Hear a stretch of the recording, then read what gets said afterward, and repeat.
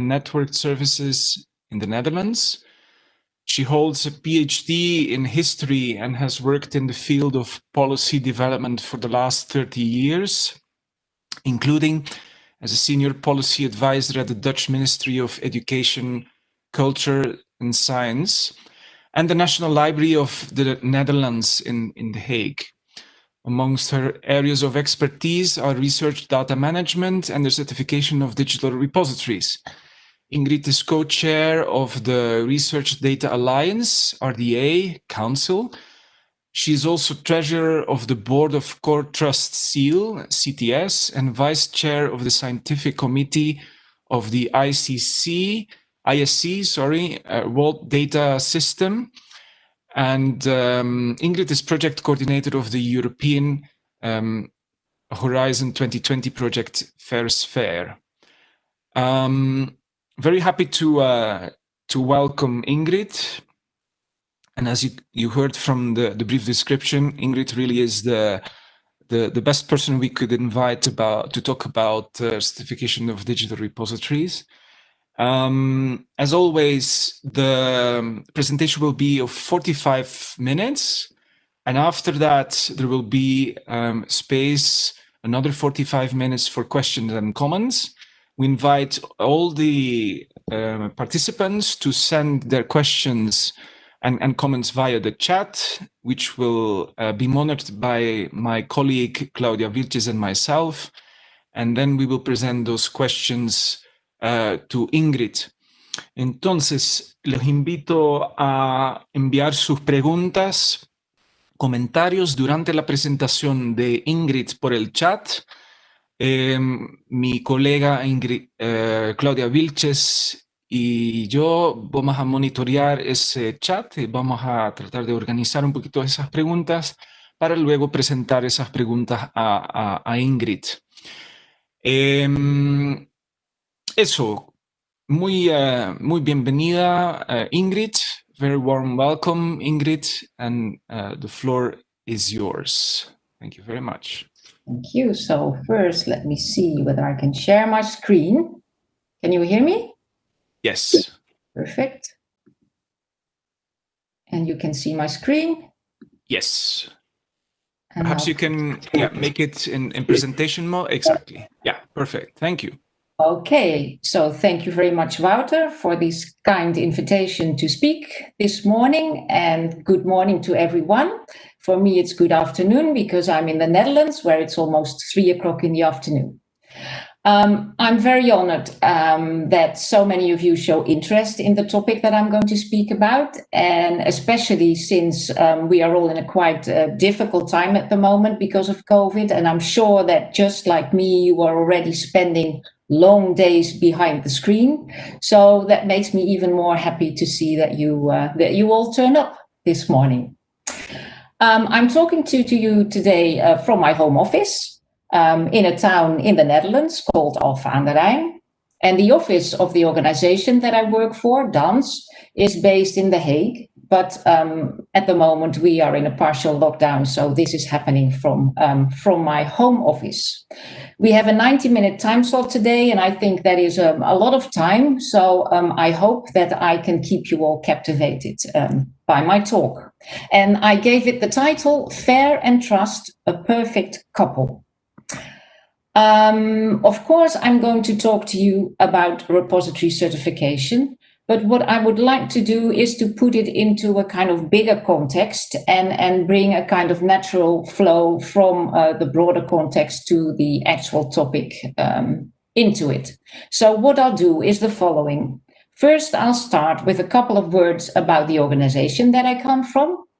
Then I'd like to zoom in on data sharing and why that is important. From there, I would like to go to the topic of the quality of data. Zoom in on fair data, go from fair to the concept of trust, and then finally end at the importance of repository certification. So let's start with a couple of words about my institution. I work in an institution that is really in the Netherlands, the National Center of Expertise in the area of research data. And we have a kind of broad mission to enhance scientific quality by facilitating the reuse of research data. DANS was set up in 2005, and we are an institute that has a mother and a father in the Dutch Academy for Arts and Sciences on the one hand, and our National Research Council, NWO, on the other hand. So both of them support and fund our organization.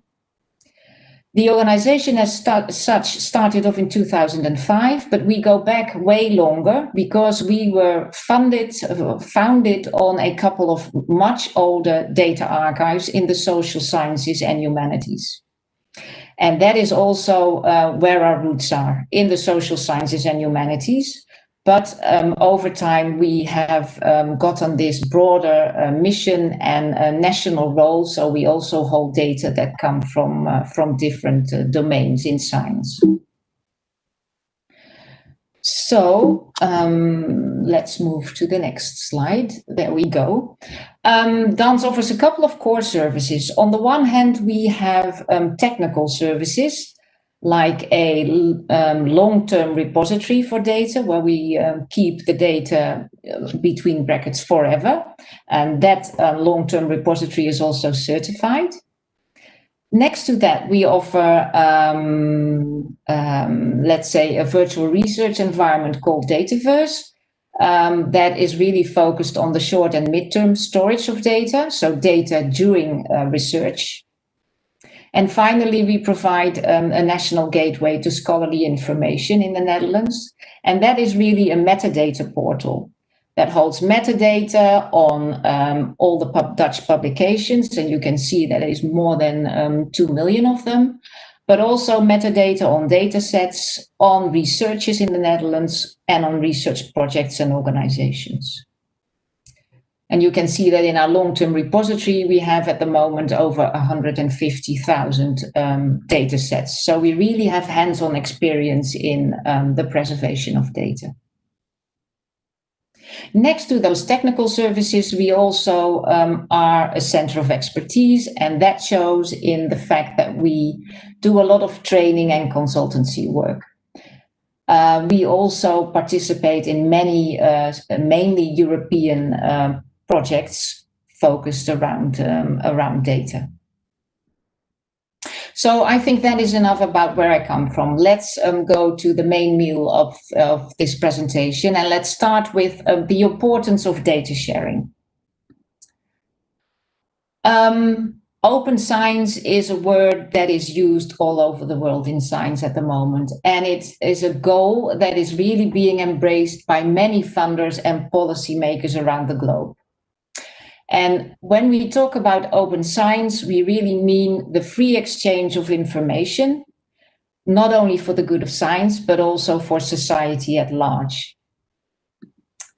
And open science is about, of course, the openness and the ease of access to all the products of science, be it data, be it articles, but also other projects like software, notebooks, etc., etc. Open science is also about the different processes in science. For open science, you need transparent research practices. People need to be able to check what you have been doing. You need open access journals, and you also need a way as open as possible to share data. So data sharing really is a vital component of open science. And why is that data sharing so important? Well, first of all, it gives you the opportunity to replicate and validate outcomes of research. And if that is possible, you have a much better chance of making sure that there is enough scientific integrity and transparency. So this is a very important, let's say, internal quality mechanism in conducting science, having those data available to check research outcomes. this is a nice illustration of that. Here you see headlines from the international press from a couple of years ago, when we had the case in the Netherlands of severe scientific fraud, where a psychologist in the Netherlands really made up his data and published articles on the basis of those fake data. And that caused a lot of debate, not only within science, but also amongst the general public. And it really harmed the trust that people have in science. So having the data available for replication makes situations like this much more difficult. But there is a wider benefit of data sharing, not only the replication within a certain domain of science, but the wider reuse of data is also very important and beneficial. It creates efficiency in science. It gives the funders a bigger return on their investment in science, but most of all, it makes it possible to stand on the shoulders and on the work that others have done, and to use data in ways that people, the original data creators, didn't think of. And also, it makes it possible to combine data sets from different disciplines and really do new research and and find new outcomes. So here you have a nice example. I just picked one of combining data sets about air temperatures and the occurrence of heart attacks. So really Earth, you could say Earth sciences and life sciences, where they discovered a correlation between the two. So having those data available and reusable helps in advancing science. So if there are so many good reasons to share data, then you could assume that the illustration you see on the left-hand side of this slide, you know, the scientist in the ivory tower saying the data are mine, that would probably now be a scene from the past. And that the situation would be now more what you see on the right-hand side, that there is a data tree and that all the data that have been generated are free for the picking by anyone who would like to use them. Well, we're not there quite. Here you see, for example, an overview of the problems and concerns that researchers around the world have raised in and this is a survey from last year, where I think around 100 of researchers were interviewed. You can see that they still have a lot of issues around sharing their data with others.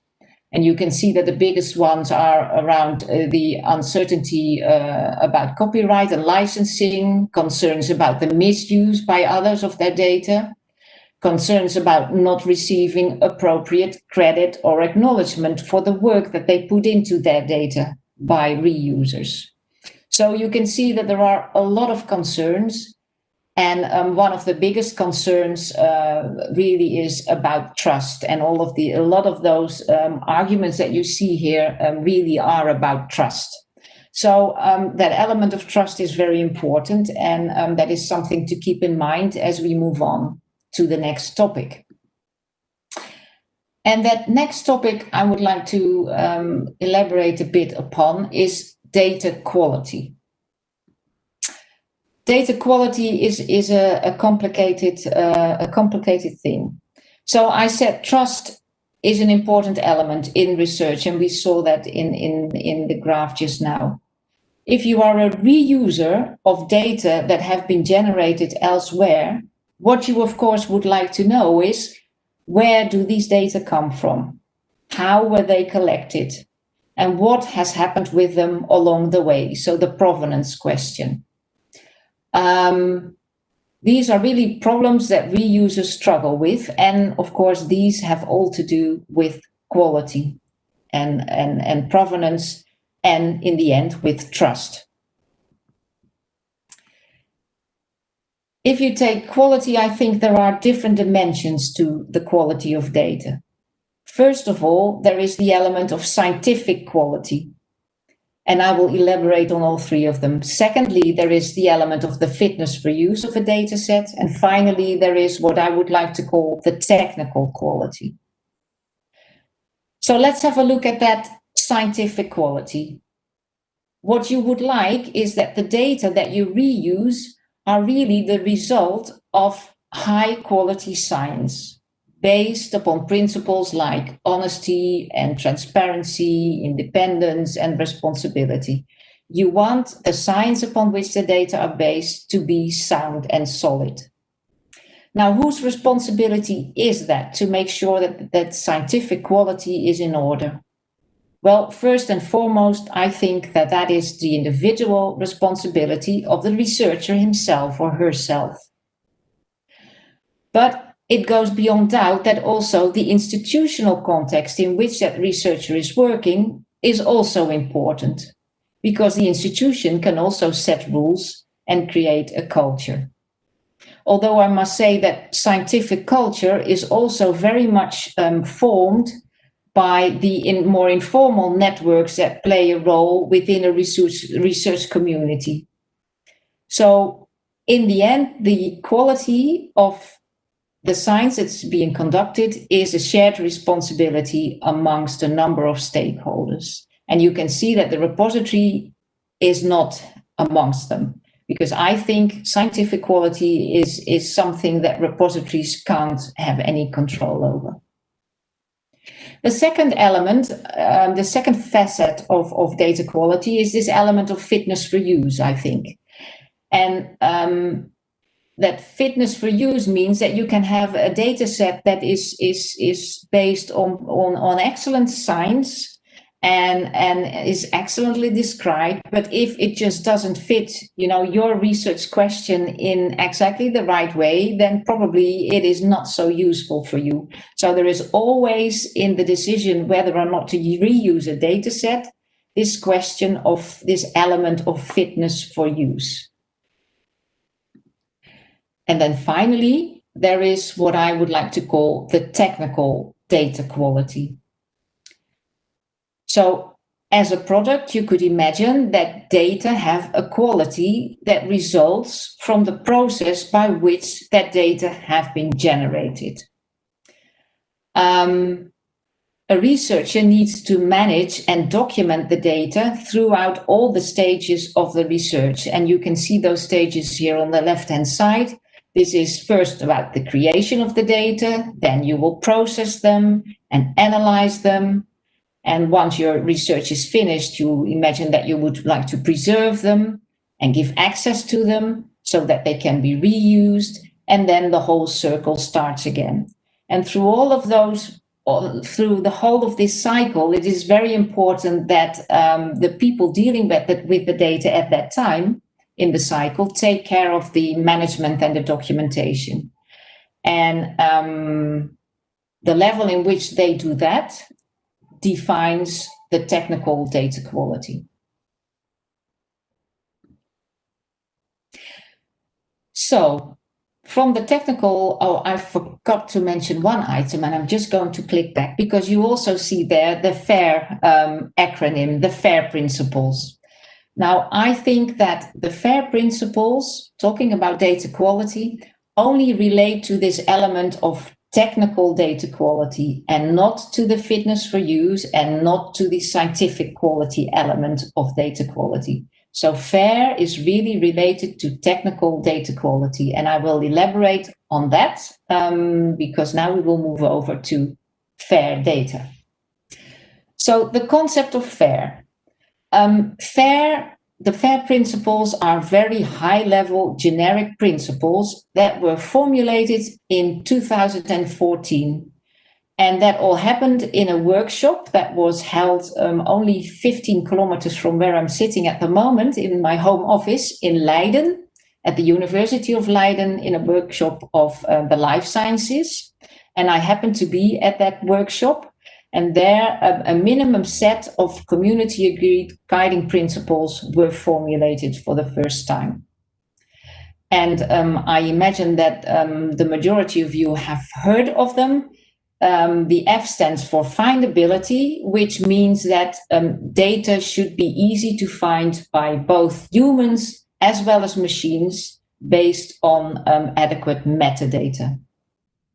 The A stands for accessibility, which means that the data should be accessible with well-defined user licenses and access conditions, and data should be as open as possible.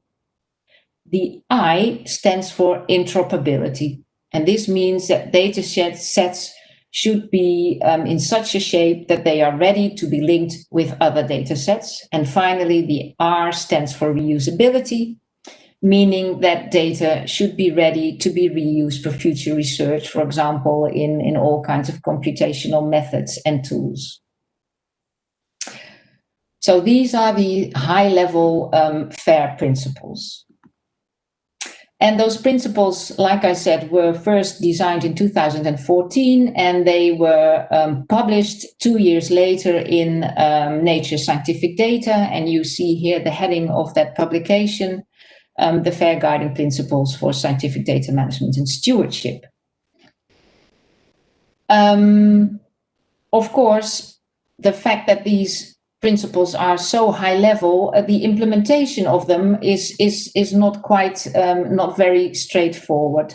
So what happened after the publication was that people tried to define more concrete metrics under each of those 4 principles. And you see the overview of the metrics of the criteria really here in this overview. Now, I'm not going to dive into this. But what you do see, and I will get back to that later in my talk, is that they all talk about data and metadata. So there is real focus on the data set when it comes to the FAIR principles. So this overview of metrics already helped a little bit in the on the way to the implementation of those very high level principles, because this gives more guidance. So, for example, if you look at findable, it says that your data and metadata need a global, unique, and persistent identifier. Well, that is a quite a concrete suggestion, recommendation that people can implement. So right really from the start that the FAIR word popped up, it was quite clear that especially policymakers and funders were very charmed by the idea of those FAIR principles. If you Google FAIR and data and principles, within a split second you get almost 300 million results.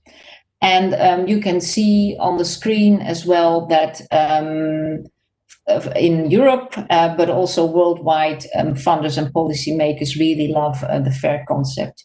In Europe, the European Commission embraced the FAIR principles and also used them for their guidelines on data management for their funding program in Europe. And they also commissioned more than one report to define how within Europe we can build a research data infrastructure that is fair. So funders and policymakers love it. And I think that also has partially to do with the fact that it is quite straightforward and it sounds really wonderful on that high level of the principles. But what about the researchers? How familiar are they with this FAIR concept? And how do they feel about it? Well, here you see again a graph based on the report that I talked about earlier with figures from last year. And here the researchers around the globe were asked how familiar they were at the moment with the FAIR principles. And you can see that the majority of the researchers had never heard of the FAIR principles yet. And only a small minority says that they are familiar with the FAIR principles. So what we see is quite a gap between, on the one hand, the policy documents of the policymakers and the funders and the reality on the work floor, so to say. And here you can see, and I hope that it is visible for you on your laptop or on your screen. You can see the spread amongst the different domains or disciplines when it comes to that familiarity with the FAIR principles. The green area is the area where people say that they are really familiar with them. And the gray area means that people have never heard of the FAIR principles. And the interesting thing is that within the arts and humanities, the FAIR principles seem to be best known. And in the natural sciences, the situation is quite different. And the life sciences are somewhere in between. But still, you can see that most of them never heard of it.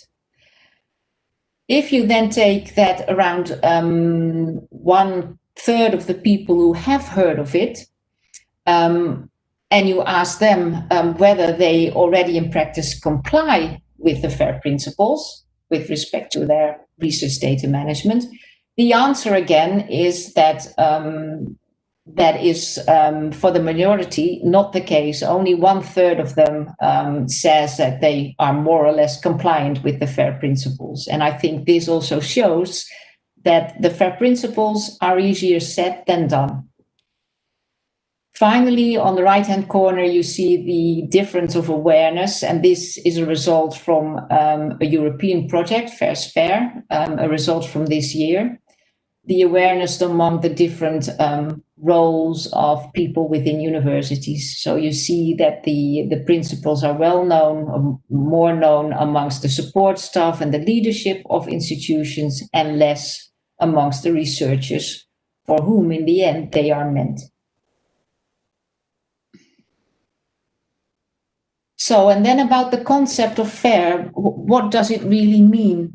I think the principles also sometimes cause confusion in the debate amongst people.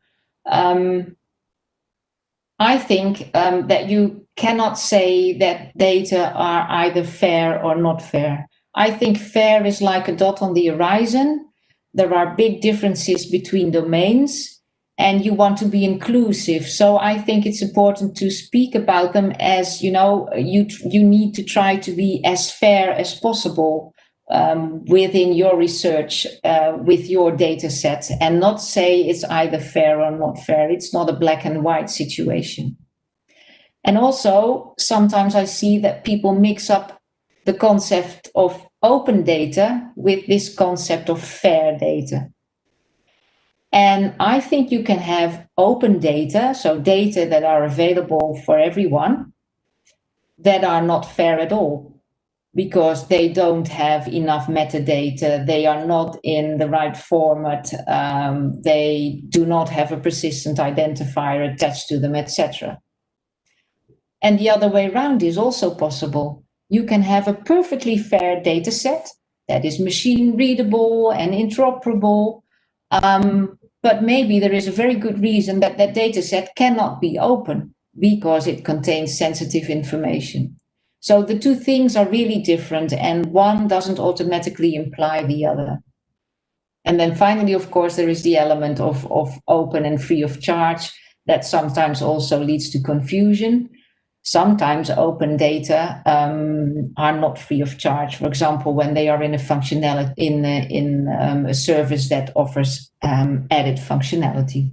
So it's also, I think, important to be very precise in how we use all of these terms to avoid confusion. For me, I think that FAIR is a wonderful acronym. It has created a lot of buzz, and it has helped in drawing attention of funders and policymakers for the importance of data management.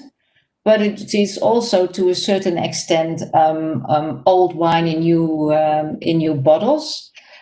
It's all about responsible management of your data. That is what it is in the end about. And that is not something that we started thinking about in 2014, but way back. So it is wonderful that we have the FAIR principles, but it is certainly not something completely new, I think. Then I would like to go back to what I said earlier when I talked about the 14 or 15 metrics. I said you can see that they really concentrate on data and metadata. So the FAIR principles were initially focused on the data object. They were formulated from a digital object perspective, you could say, with a focus on the characteristics of data and metadata. And what they provide when you assess the fairness is really a snapshot, you could say, of a digital object in isolation of its context. But of course, that context is important because it is also very clear that research data, scientific data, will not become and also not stay fair just by magic. What we need is a whole complex around that data with skilled people, transparent processes, interoperable technologies, and a lot of collaboration in order to build and operate and maintain infrastructures in which those data live. And I will elaborate on that. I think this is a very crucial sentence.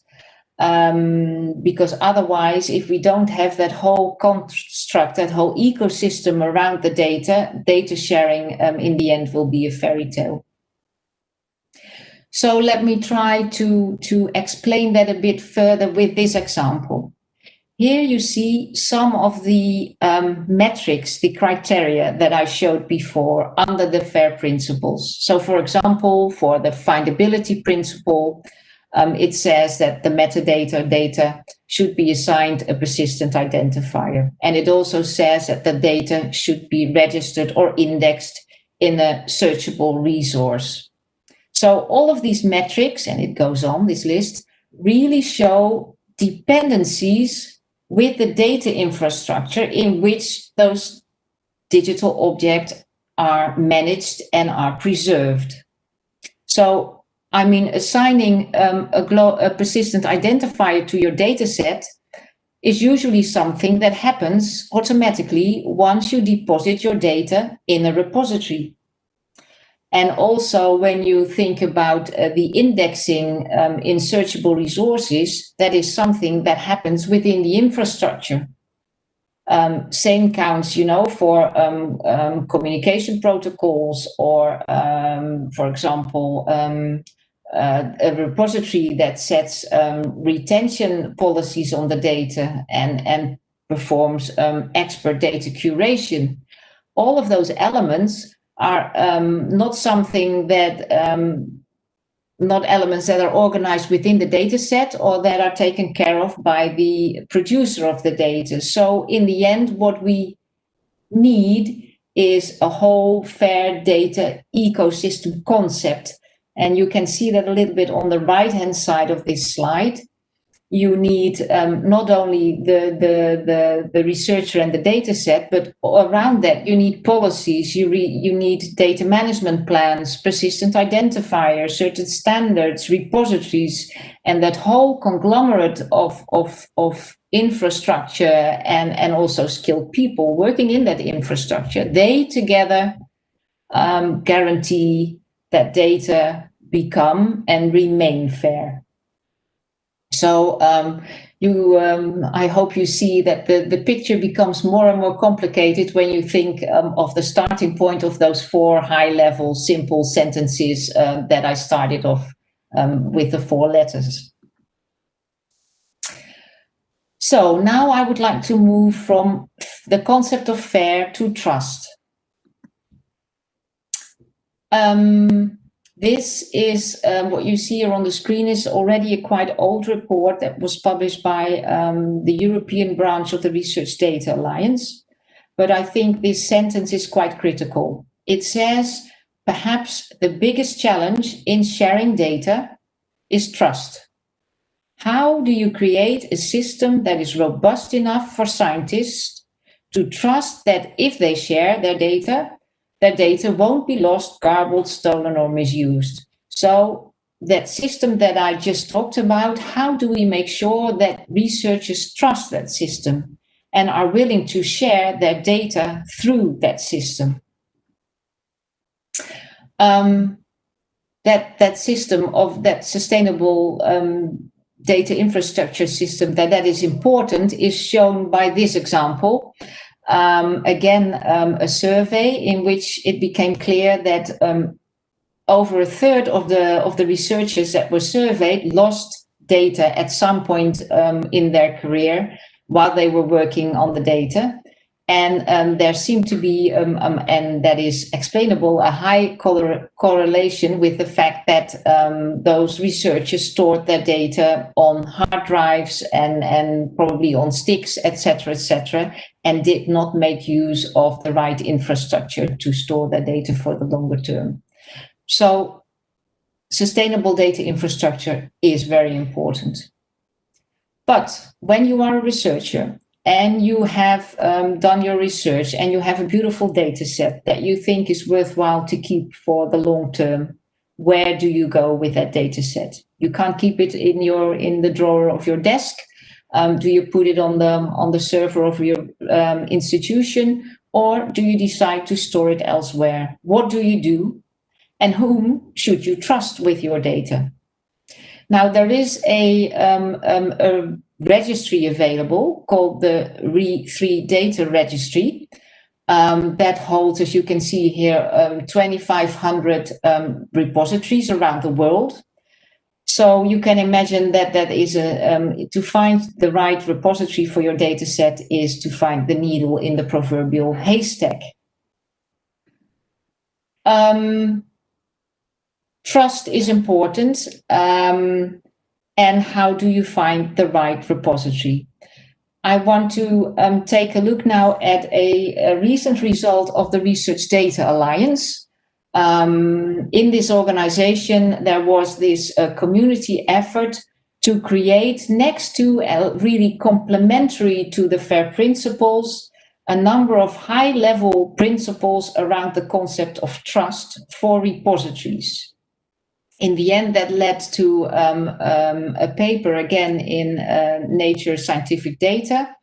And this was really a community exercise, as you can see here, with co-authors from different continents, from different stakeholders, and from multiple domains. And these high-level principles on trust are really there to facilitate stakeholder discussion and to guide repositories. And you can see those trust principles here.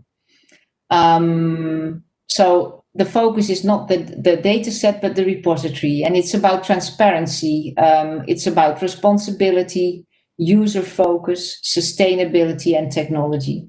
I don't think we have the time to really dive into this, but to go quickly through them, transparency is really about being transparent about what you can offer your audience. So people who want to store their data and people who want to reuse, and show and also provide publicly accessible evidence about your services and your data holdings.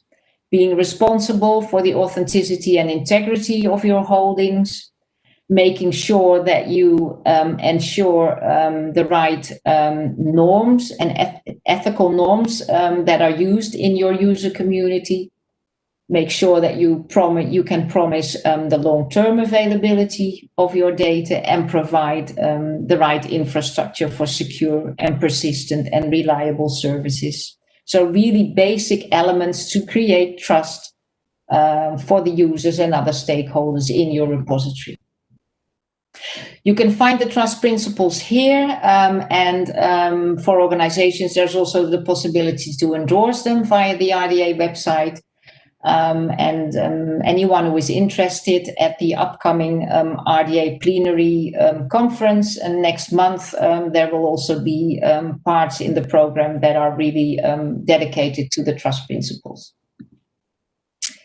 So let's now move on to repository certification, because how can we implement these high-level trust principles, and why should we want to do that?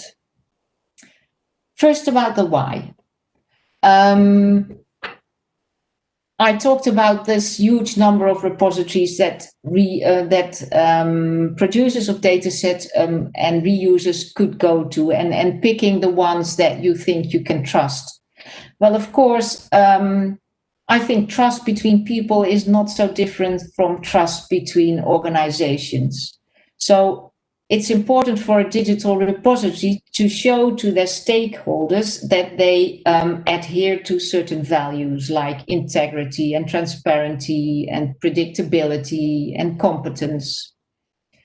Now, of course, you can say yourself that you are a trustworthy organization, but very often it's better that others say that about you, that you have an external acknowledgement. Now, when you look at researchers, they usually look at their peers, where they go to store their data. So reputation is a very important element in the decision making for researchers. But when it comes to funders and publishers, for example, they are really looking for third-party endorsements, and certification can in that area also play a very important role as a kind of third-party endorsement. And one of those certification mechanisms that is really picking up is Core Trust Seal. Core Trust Seal is really a community-driven repository certification mechanism.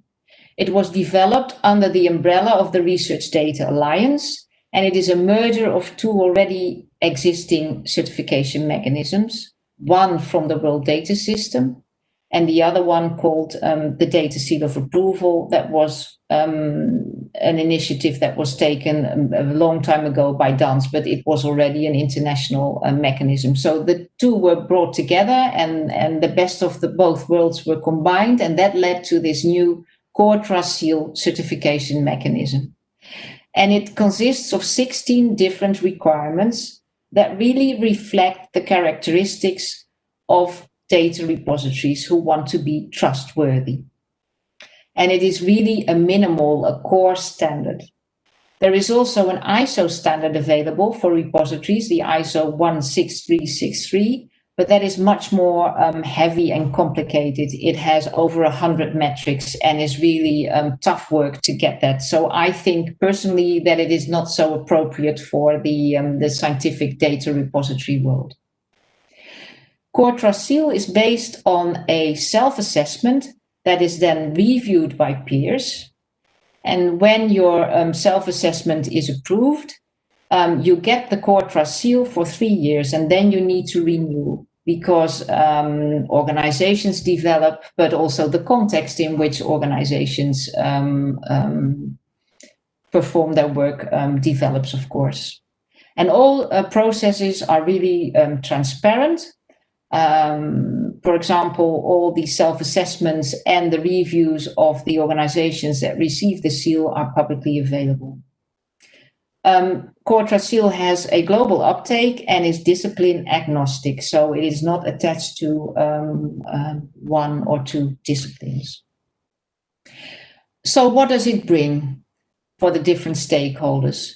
When you are a producer of data, it gives you the assurance that your data are preserved by an organization that really takes care of them and makes sure that they remain usable in the future and fair. For funding bodies, it is also providing confidence that the investment that they have done in the data set is maximized and will remain. For the reusers of the data, it gives them, a kind of benchmark to make sure that the data, that if they use the data from that repository, they are trustworthy.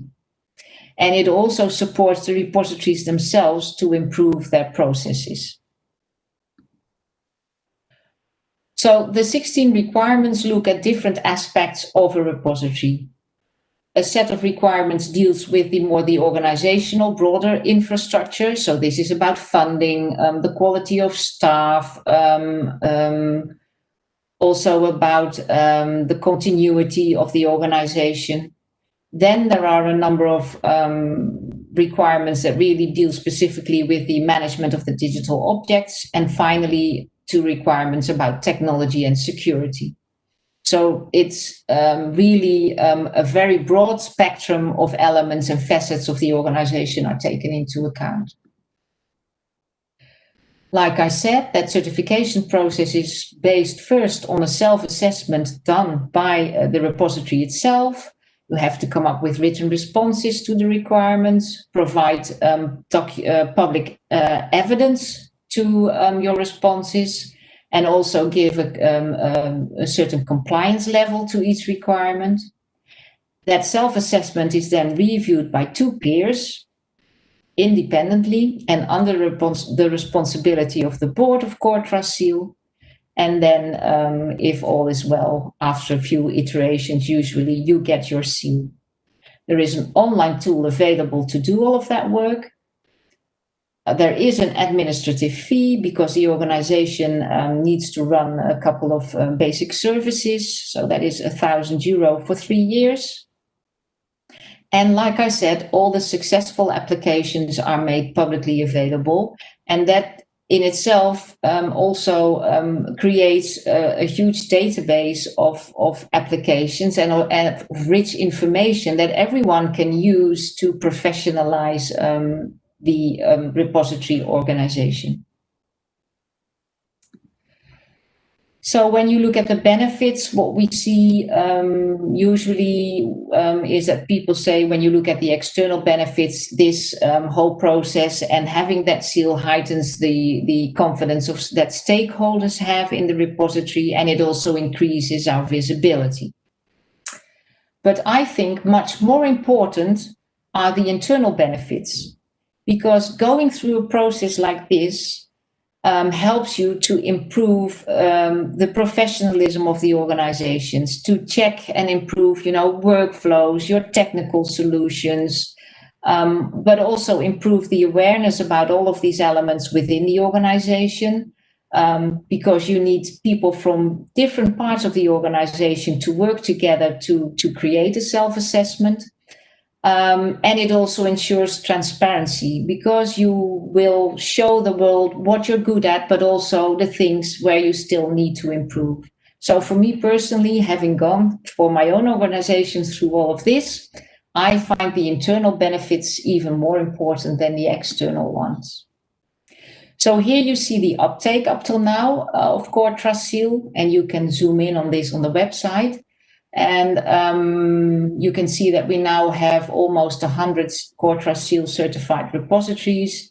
And there are still some repositories also around the world that still carry the older, the predecessors of Core Trust Seal. And we hope that they will also renew their certification. But the uptake in 2.5 years has been really great of Core Trust Seal.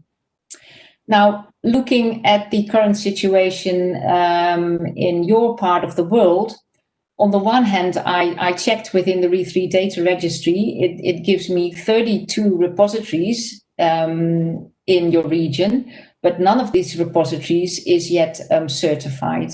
So the map that you see here, the green countries are the countries where the Re3 data registry recognizes repositories. The blue countries are still, there are no repositories registered yet. So anyway, I think a lot of potential available there to work on these topics. So I'm nearing the end. What I would like to stress is that a lot of those requirements that Core Trust Seal has for repositories really indirectly refer to the fairness of the repository holding. So let's go back again to, one of the important elements under the findability principle is that a data set should have a persistent identifier and that it should have adequate metadata. Well, these things will be taken care of automatically once you deposit your data set in a trustworthy digital repository that is certified. Because that repository will produce a identifier for you, but it will also check whether the metadata are in order.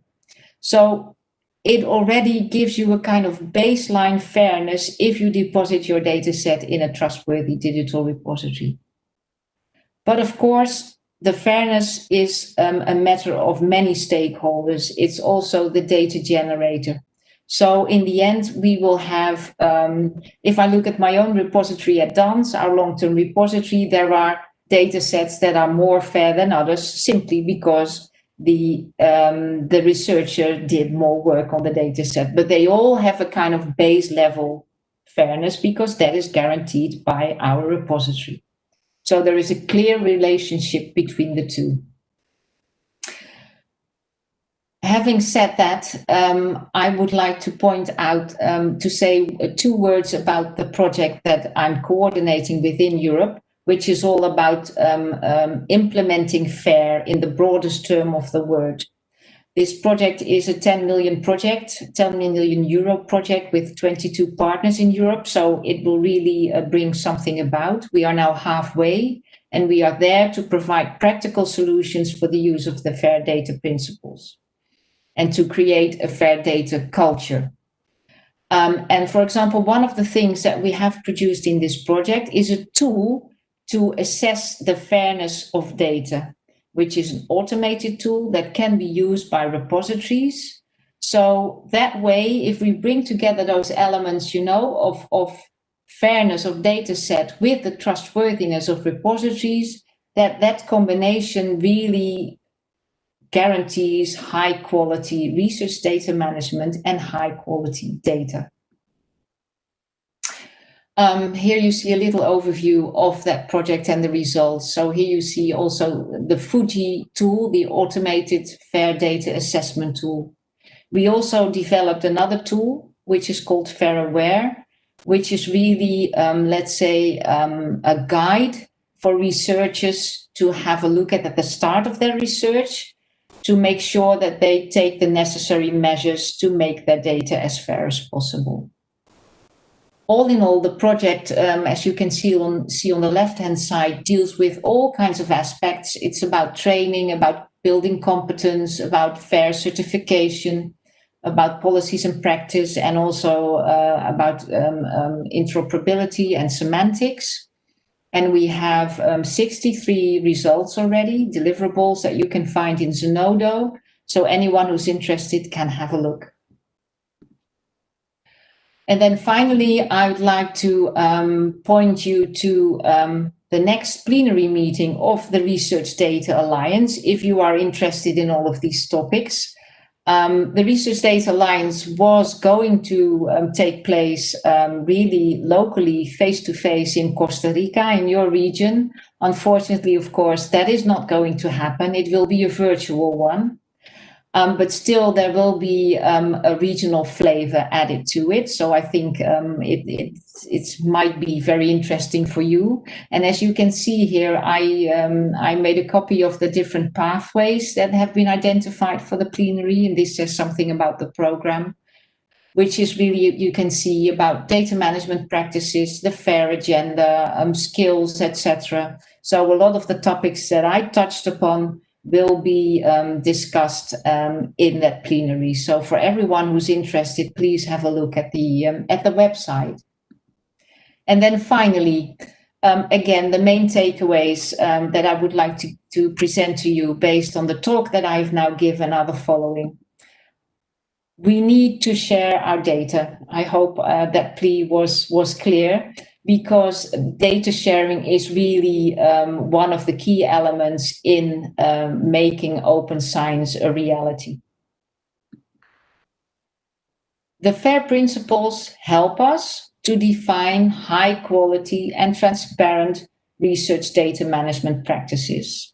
And I've shown that although the principles are quite straightforward, because they are so high level, really implementing them is a very difficult task. But you can see that, for example, within the FAIR project, there are tools becoming available. And I think that all over the world, good efforts are being made to really define what that implementation in practice means.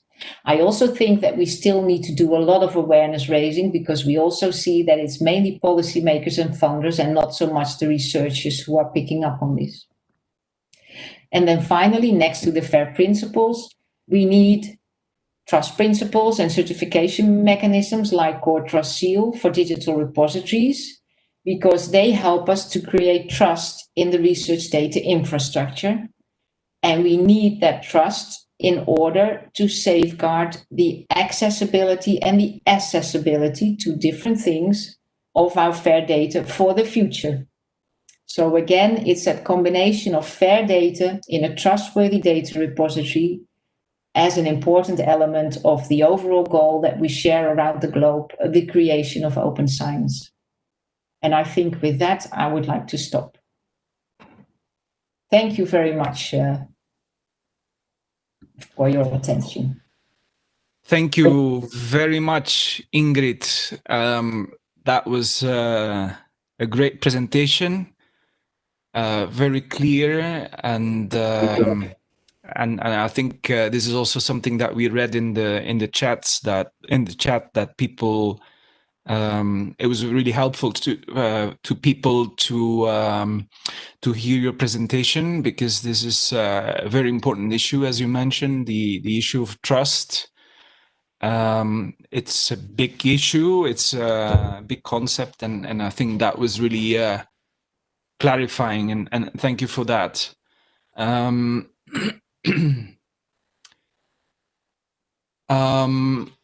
what I think especially liked is, I mean, trust is a big issue, right?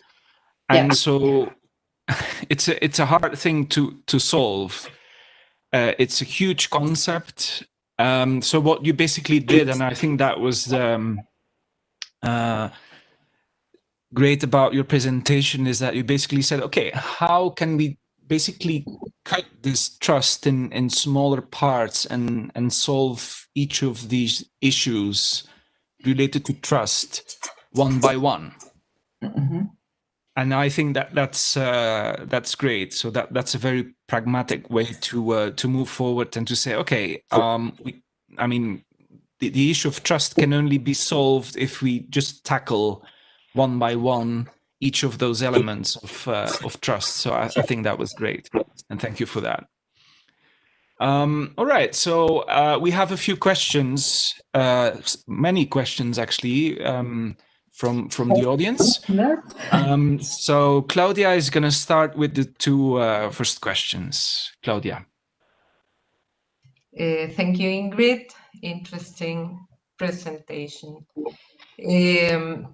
The first one is related to the first scoring mechanism, and the question is: could be the first scoring mechanism be applicable to any kind of repository, or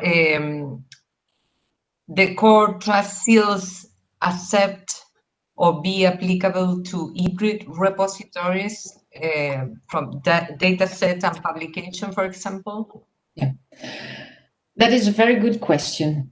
And I'm giving maybe a bit of a long answer, but the core trust seal started off, and its predecessor started off as a certification mechanism for domain-specific repositories. And that means that they presume a very clearly defined designated community. So as a repository, you need to know your clients really well, the assumption is, in order to serve them in the right way. So you need to know about the ethical norms of your community, and you know that their working processes, what kind of metadata do they work with, what kind of formats are used, all of those elements you need to be familiar with in order to adequately answer to those requirements. Now, if you have, let's say, if you are a national library or a library, and you have publications, or you have an institutional library, then that designated community is probably much broader than a very focused domain repository that serves that has archaeology. So the moment that your audience is broader, it's more difficult to really know the norms and the ways of your community. And we have run into issues within the core trust seal organizations with that. At the moment, we are working on refining or changing the requirements for more generic repositories, be it, publication repositories or also data repositories like, the FIG shares of this world, for example, or Mendeley. And we are again making a community process out of that. So we are working with those repositories together to see how we can, what would be the best way to tweak is maybe not the right word, but to design another form of certification specifically for that group. Having said that, I can also tell you that we have repositories that are publication repositories that have received core trust seal. So it is possible, but especially the element of the designated community is a difficult one to tackle. Okay, thanks. Another question, is it possible to do the self-assessment and not apply for a core certification? And I will add a little bit more. Can fair data assessment be automatic? The first one, because I think they're quite, oh, there's a car passing by, sorry about that. About doing a self-assessment without certification. Yes, certainly. And I would also encourage every repository to do so. You can use, there is a whole guidance book with the requirements that gives you a lot of explanation of what is meant. So it is always useful for a repository in whatever phase or state that you're in to check where you are, to do a kind of benchmark, also to maybe identify the gaps. And then you can say, I think that this is really a gap that we need to deal with. You start with that. So it gives you a kind of roadmap if you're not ready yet for certification to work on, to use as a kind of program to work on.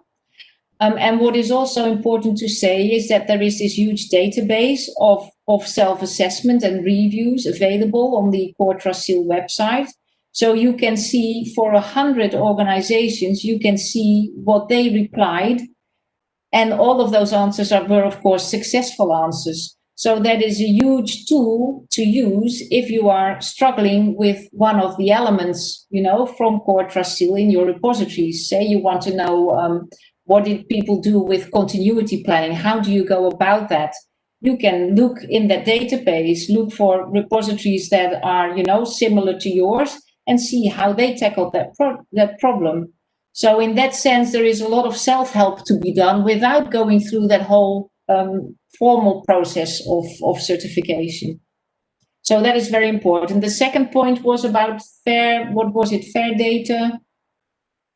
Can you help me, remind me again? Yep. Can fair data assessment be automatic? Yeah, it can. So there are, as far as I know, there are now 2 tools in a kind of beta situation available. There is a project in Europe called the EOSC Nordic project. They have an automated tool to assess data. And we in the FAIR project have also produced a tool like that. It's called Fuji. It was on one of my slides. If the slides are made available, people can see the link. You can go there and find the tool and look also in GitHub about all the, you can get it. Yeah, so that's available. Okay, many thanks. Wouter, please. Yes, right. So we will after your presentation, Ingrid, we will share the recording as well as your presentation. So okay, great. Yeah. So we'll be available to everybody. All right. Let me see.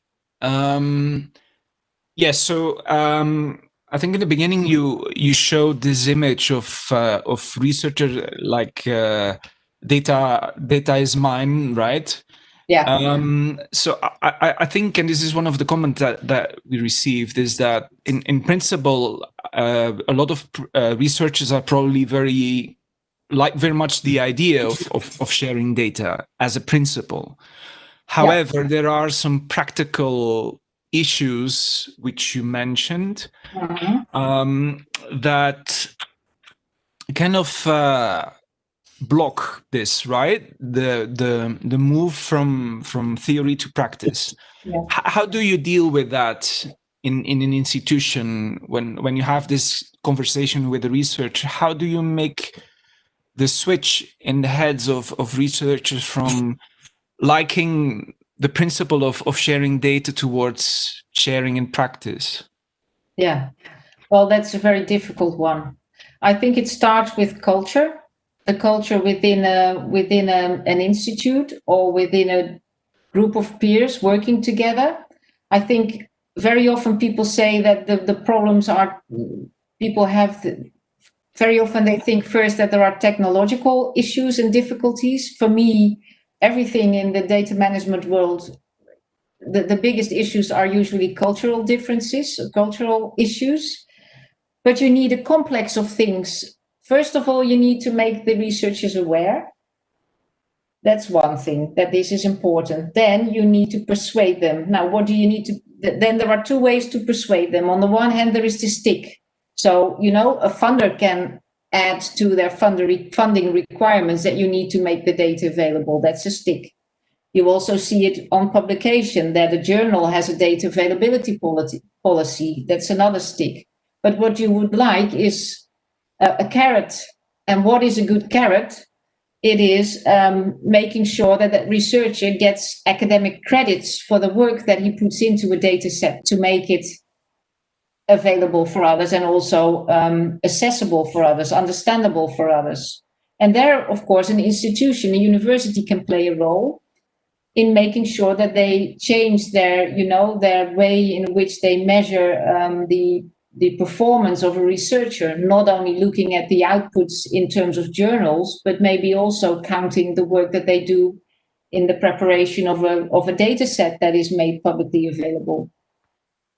And then there is the element, another more enabling element that an institution can take care of, that there are, if a researcher wants to share data, that there are also, that the infrastructure to do that is available, so that there is a virtual research environment that they can make use of during their research to share data. And that the university also helps researchers in their search for a long-term repository and also, tries to make them clear what the added value of that is. So it's a whole complex of elements that are needed, where you also have a whole complex of stakeholders involved. Again, a long, complicating answer, but I think that is the reality that we're faced with. Yeah, absolutely. And thank you for that. Do you recommend, Ingrid, including to include the FAIR principles in institutional policies?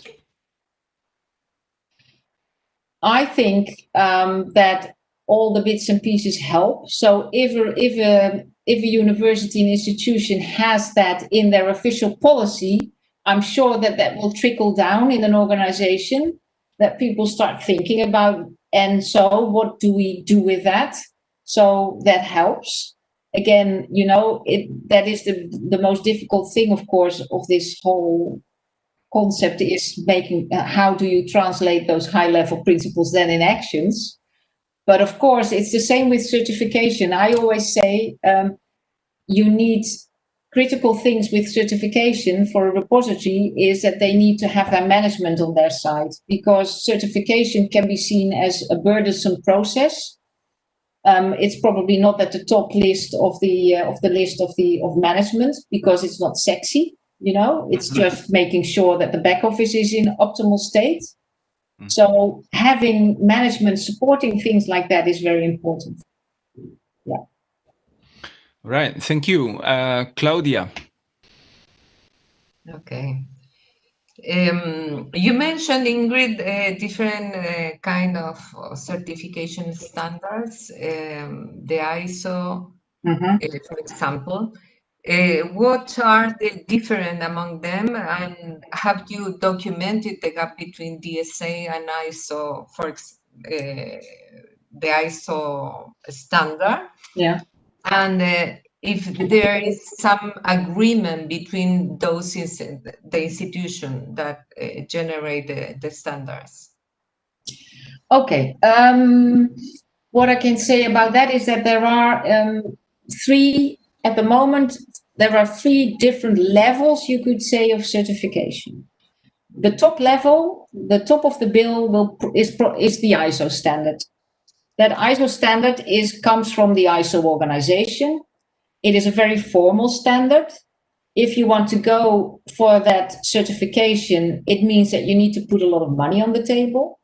You need to provide a self-assessment with 100 metrics. There is a big book that lays out all the requirements, which to my mind is very difficult to achieve for repositories in our public scientific domain.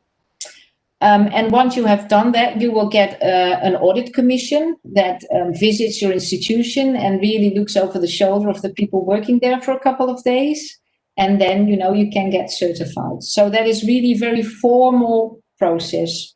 I know of one organization within, as far as I can see, that is working on this, and this is CERN in Switzerland. Next to that, there is a standard that is developed in Germany, which is called Nestor. And that is a standard that has 34 requirements, so a little bit more than Core Trust Seal, but it is also a community thing, a community effort with self-assessment and peer review. Developed in Germany, and it hasn't had such an uptake. So I think it's only up till now not even 10 repositories that have certified against that certification mechanism. And DANS, my institution, is the only one who did it outside of Germany a couple of years ago. So that is a kind of intermediate level. And then there is the core level, Core Trust Seal, that I talked about. Okay, thank you, Ingrid. And I think I saw you in the chat, sorry, Din passing by, is that correct? Did I see that correct? Sorry, could you repeat me? I saw a chat popping up. Someone said something about Din, is that correct or not? Because that is related to Nestor. So Nestor is the organization, and they took this set of requirements and they have a DIN, which is like the German ISO. It is also a DIN standard. That's correct. Yeah. I don't know the number. It's not useful. It says it's not useful outside Germany. Well, it is useful outside of Germany. I mean, it's a good set of requirements, but because there is no uptake, the external benefit of showing that seal on putting that seal on your organization doesn't have that much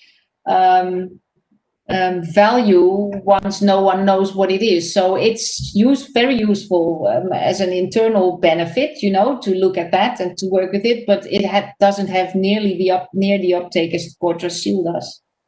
So, and Core Trust Seal is more basic than the Nestor one also. Yeah. Another question regarding organizational infrastructure.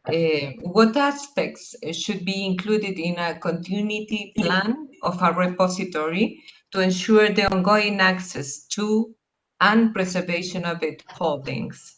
Now we really dive into the details. Well, it's not details, but this is really a content question. So I don't know whether I should dive into that completely, but let me say that there are different elements to that continuity thing. There is, of course, the technical element of it, the continuity of your technical services and provisions. And sometimes people forget that there is also the continuity planning of the organization as a whole. So imagine at DANS that at one day our funder says, well, we have these severe cuts coming from government, and we have decided that one of our institutions in our portfolio can't stay, and we just pull the plug out of DANS. what happens with the 150 plus thousand data sets that we have? So you need to think about that in advance. And that is one of the things that is core in Core Trust Seal, that you are forced to think about that. And you are also forced to already come up with a solution. So what Dance, for example, has done in this particular case is we have an agreement written on paper, signed by the Academy, saying that they will take over the responsibility of our data holdings, so of our data sets, and that they will find a home for them. So that is a written statement. So that is a completely different aspect from the technological continuity. And within Core Trust Seal, we take all of these different, angles of such a topic by the head. So you are really forced to think not only about the repository as such, but everything around it, policies and all the stuff, and funding and staffing, and yeah. But anyone who wants to know really the details should have a look at that guidebook that explains all of that. Okay, thank you. Wouter. All right. Next. Yes, let's talk a bit about the differences in terms of uptake of the FAIR principles amongst the scientific disciplines. Yeah. So in general, I think we can say that in social sciences, the uptake is a bit low. Why is that? And how is the uptake in the more technological area of or scientific disciplines? Well, like I showed on the slide, the uptake is highest amongst the humanities and lowest among the natural sciences. Personally, I would have imagined that the highest uptake would have been in the life sciences, because that is where the FAIR principles originate. And what I think it has also a lot to do with, let's say, no, I need to say it in a different way. So the FAIR principles, I think there is a big difference between the uptake of the F, the implementation of the F and the A on the one hand, and the I and the R on the other hand. So making your data findable and accessible is relatively easily done. But really making your data interoperable is a much bigger, also technological challenge, also for the infrastructure, because you need infrastructure for that. It's not something that is encapsulated within the data set. So there is a difference. The difference between disciplines, to me, was very surprising. I would have thought that the life sciences would score highest, especially also because within FAIR, of course, the machine readability is a very important aspect. And you would imagine that that would be lower within the humanities than, for example, in the life sciences and the natural sciences. So in all honesty, I don't have an explanation for those outcomes of that survey. I would personally, what I see from my own experience in the social sciences and humanities, where we come from, is that the humanities really lag behind in the implementation of FAIR. This was, of course, a question about, are you aware, of the awareness of the FAIR principles? So that is different from the implementation. And I think when you talk about the implementation, probably the life sciences are the furthest, because they are much more used also to work in groups. That is even, of course, an issue within humanities still. Mm. But for some of the figures, I don't have an explanation for that. Yeah. When we talk about technology, Ingrid, we also talk about being applied in an industrial context and the economical value of data. How do researchers deal with possible commercial reuse of their data?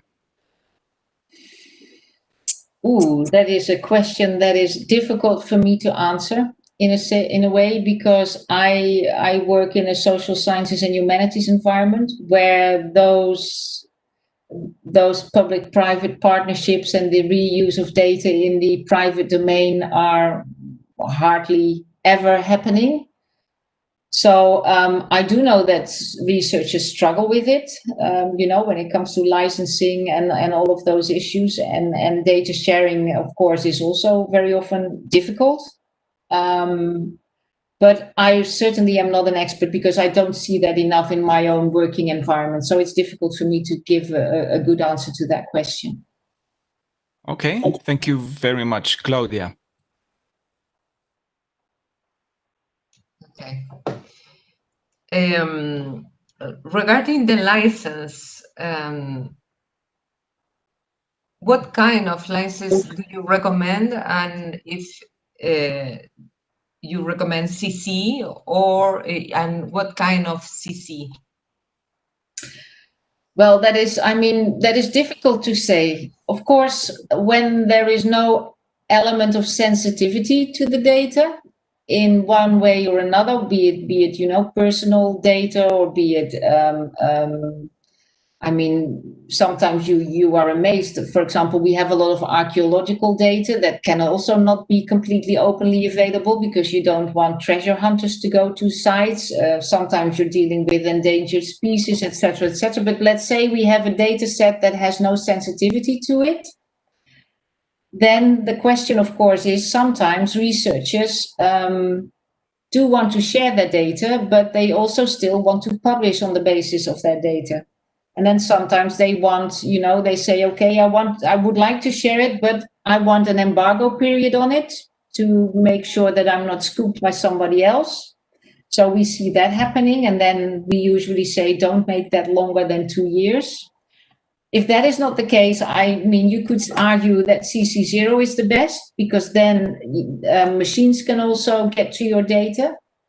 But from a viewpoint of attributing credit to the original generator of the data, you would probably go for a CC BY, because then people can use the data openly and freely, but they have to cite the source of the data. That is, of course, also part of scientific integrity anyway. So I think that even if you use a CC0 data set that has been produced by someone else, you need as a researcher to mention your source. But with the CC BY, there is more guarantee that happens. So there is no one answer to this question.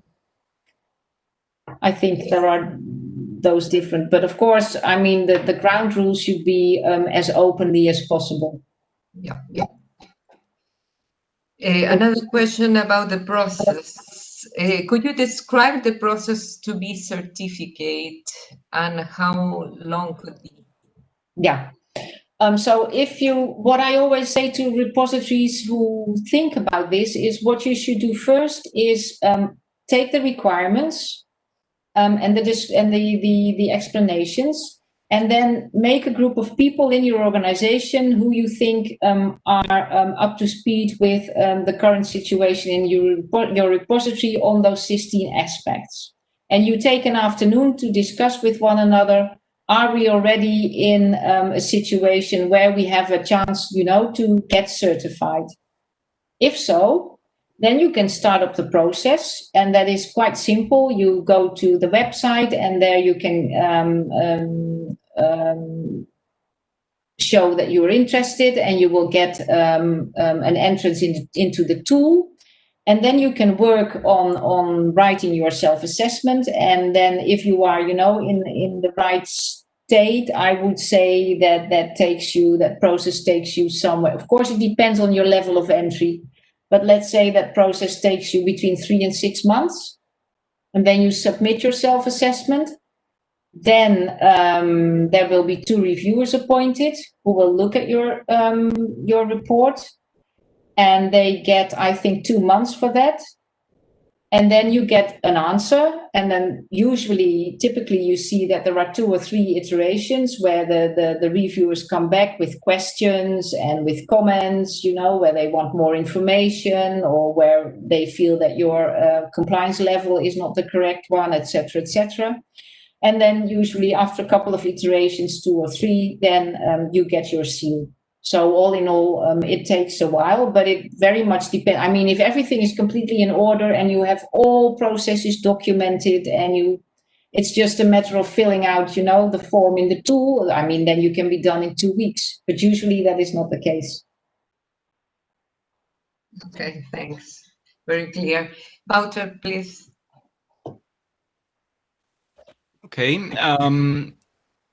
Somebody mentioned that it's sometimes a bit confusing seeing that there is this ISO standard 16363, which has a lot of criteria for, I mean, to define whether a repository is trustworthy.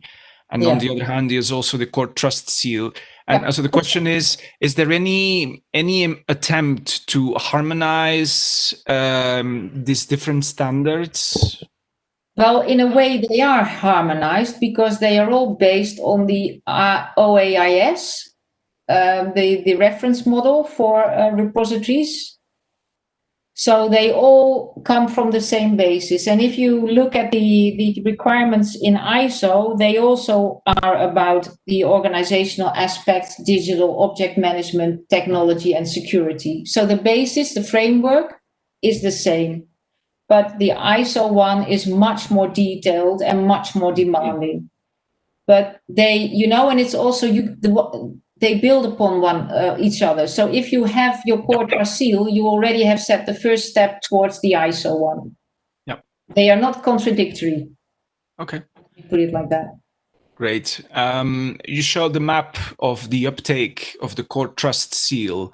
And we all saw that there's currently no repository with core trust seal in Latin America and the Caribbean. No. How, on the other hand, you also mentioned, for example, the Fair's Fair project, which includes European partners. Do you have knowledge of any project where there are partners from Latin America and the Caribbean involved? No. I mean, working on FAIR, on core trust seal, and this kind of issues certification that we've been discussing today. No. I mean, we have had, in the context of the World Data System, we have had sessions in, where was it? Was it in Rio or in Sao Paulo? Where we had a group of repositories from the region, and we had a workshop. But I don't think anything that didn't lead to any repository getting certified. No. Yeah, and you have knowledge of I mean, ongoing projects or where there are Latin American or Caribbean partners. No. But I think it would be great if there are, I don't know who we have amongst the audience, but if there are representatives from repositories who think that this is interesting for them, be assured that the people within the Core Trust Seal organization are very, very happy to help anyone. Yep. Also, if you would like, if there are a couple of interested organizations, to organize a webinar and really dive into what this is, be more focused. That's all possible. We do that very often for other groups of repositories as well around the globe. Yeah. All right. A quick question on the COVID context. So we are currently in this pandemic. How important is certification in this COVID context? Well, I don't think that there is a one-on-one relationship. What I do think that COVID has shown the world is that open science and data sharing is very, very important to act quickly to any, unforeseen circumstance that we run into where we think that science has at least part of the answer. And what you see now with COVID is that we continuously balance between, on the one hand, you want data that are of a high scientific quality. And on the other hand, there is the element of timeliness. You want the data available as soon as they are generated, more or less. So finding the right balance between those two is a very big issue. And I think the COVID pandemic has shown that very clearly. On the other hand, we can only act that quickly if we have infrastructure in place to share data around the world. And repositories, like I tried to make clear in my presentation, have a crucial role to play in that infrastructure to make that data sharing possible. So in that sense, I think COVID again shows the importance of all of those aspects that together make open science and data sharing a reality. Okay, thank you. Claudia. Okay. The last section of questions regarding, well, what characteristic should have a system of governance of a repository to be effective and sustainable? The governance, well, I think that the governance can have different forms. What we see is that sometimes it's institutional repositories, so repositories that are part of a university. Sometimes you have repositories like mine, that fall under, for example, a research council or an academy. So there are different forms available. What is important is that there is a long-term vision, and that there is a guarantee for longer-term funding available. So there are more generic characteristics that are all of course focused on sustainability, because sustainability is an important factor again in creating that trust. And there is not one or another, one governance model that is the ideal model for a repository. But it's mainly about making sure that there is sustainability both in governance and a long-term vision. Okay. Of that governance. Yeah. Thank you. And the last question is if there is any relation with the CRIS initiative. With the what initiative? Sorry, I didn't. CRIS, C-R-I-S. The CRIS initiative, as in the with dance assessment systems at universities. Is that meant? Yeah. I don't think that there is a direct relationship with the repositories there. If I look at my own institution, there is mainly a relationship between the portal that I was talking about, the national aggregation portal of metadata, where we we harvest those CRIS systems at universities to get the metadata. I don't see, but that is the situation in the Netherlands. So I don't know how that is in other countries, but that is all that I can say from my perspective on the relationship between CRISIS and repositories. Okay, thanks. That's probably not the answer the person who asked them wanted, but that's what I can say about that. It's okay. Thank you so much. Wouter, please. All right, thank you very much, Ingrid. So here we are at the end of this webinar.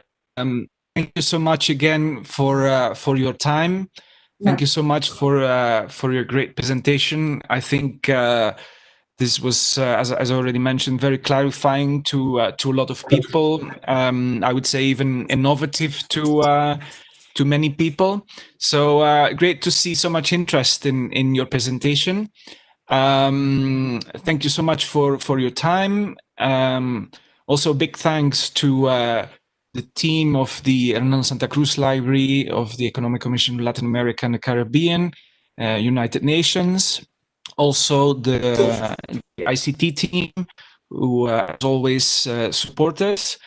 And well, I hope you as you said, I mean, there is currently no project going on with Latin America. We have no certified repositories. So let's hope that this presentation can, yeah, I mean, give some change to that picture, right? So that would be great. And so we invite all people who are interested in this I mean, we will share your contact details so they can be in touch with you. They can also be in touch with us if they want to see if hopefully we can make a change there. Thank you so much, Let's look at Ingrid. it from the bright side. This is a whole a bunch of opportunities are available. So exactly. Yeah, absolutely. Great. So thank you all Absolutely. very much. It was my pleasure. Thank you, Ingrid. See you. Thank you so much. Thank you, Claudia. Thank you, Marlene and Tamara, and all colleagues who've been helping us with setting up this monthly webinar. Next month, we will be back with another webinar by Jean-Claude Bourgerman, ex-European Commission. So we invite you to being there also next month. Thank you so much. Have a great day and stay safe. Take care. Yeah. Thank you. Ciao. Bye. Thank you. Bye. Bye-bye.